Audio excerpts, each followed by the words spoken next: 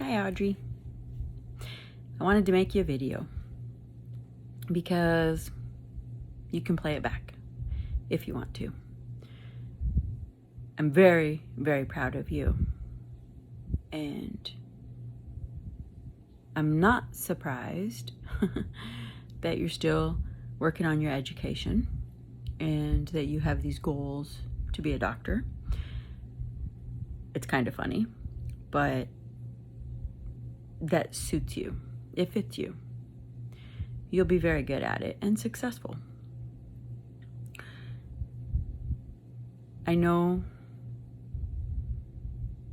from the last time you were here at our house, you made some comments in the kitchen about me going off the deep end and being something I wasn't before. And I didn't really say anything because in my mind, you've been trained to argue, speech and debate, and you're gonna never back down. So I'm never gonna get in an argument with you because in your mind, you're not going to let anybody win. You're gonna get the last word. So I figure it's easier to just make you a video since I don't live there and I can't take you out to lunch and just talk to you. But I think there's a lot of things going on in the world right now. I have not changed. Ever since I accepted Jesus, I've been all in, and I have changed who I am as a person. I am not the same person I was before accepting Jesus. And you were young when I accepted Jesus, so you may not know all the changes, but before I was a Christian, I don't think I was a horrible person. I don't think that I wanted to be a good mom. I wanted to do what was right for you guys, and that was my focus. But it demanded so much more, and I saw some Christian people around me, and I was like, man, I want to be that. I want that. And when I raised you guys, I took you to church. It was my priority. You can't say it wasn't. We went to Awanas, we went to Wednesday nights, we went to Sunday, we went to Sunday school. We did it all. And through all the moves across the country, it was my priority. It was always my priority. So you can't tell me I've gone off the deep end. The world has changed, and my focus has changed. And I just want you to understand that. I've always only wanted you to be a Christian. I prayed for you the whole time you were growing up, that you would find a godly Christian man, that you could be married and have a family and be a wonderful mother and hopefully want to homeschool. And that was always my prayer for you. And it still is. I pray every day that you'll have Christian influence in your life.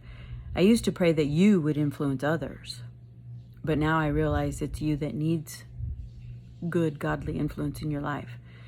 I don't care what you're doing in your private life. That's your business.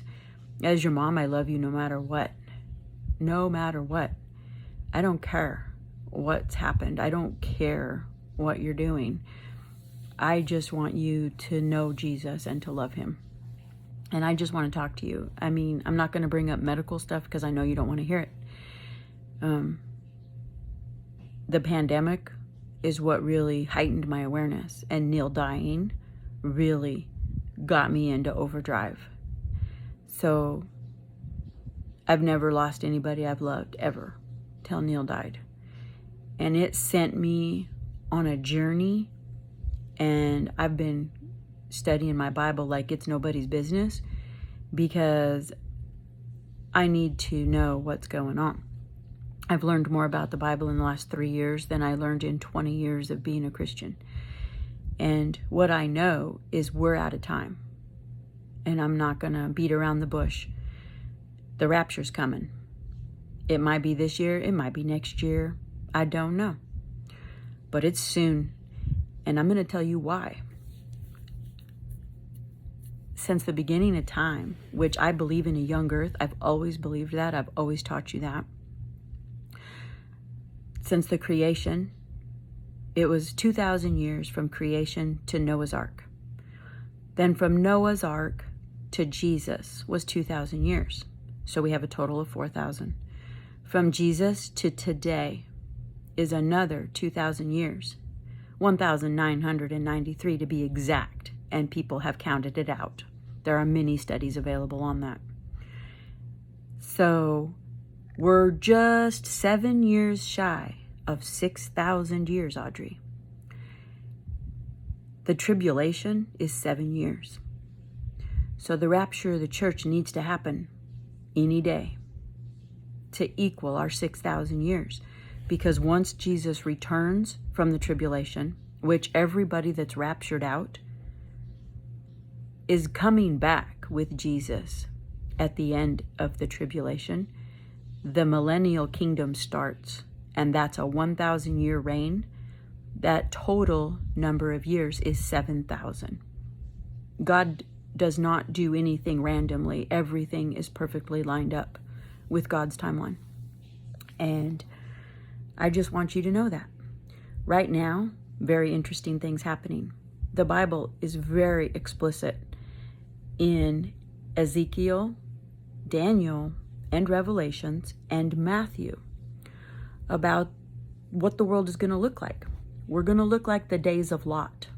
Well, if you read the story of Lot, you know it was sexual immorality, just sin running rampant, and that's what we see today. You can't deny it. So the people of Lot were all found guilty. And God couldn't even find 10 people in that city, not even 10, to spare them from destruction. And so Abraham asked, to save Lot. Lot was taken out with his family. You know the story. And then the city was destroyed. Well, God's coming. He's judging us. And all these weather-related things, the famines around the world, the governments collapsing around the world, the economies collapsing around the world, it's red flags, red flags, red flags. Jesus is coming. And these are the signs to warn us. Look up. He's coming. Warn your friends. Get your friends. If you have any friends that aren't Christians, you need to talk to them right now, because he's coming, Audrey. He is coming, and he's coming quickly. So much is going to happen. You dropped out of church in junior high, high school, stopped going. We made speech and debate more important than God, and that's my fault, and I'm sorry. I've asked God to forgive me. I made some mistakes. I should have put priority on church and not competition. I was so driven by competition and success. And it was prideful. I was proud. My kids were the best. I made a mistake. I can't take it back. But I can warn you, Jesus is coming. It's not going to be good. I want you to be there. My heaven has you in it. And that's all I care about. I can't make this video very long because I'm going to upload it to YouTube and put a private link. So I'm going to make a part 2.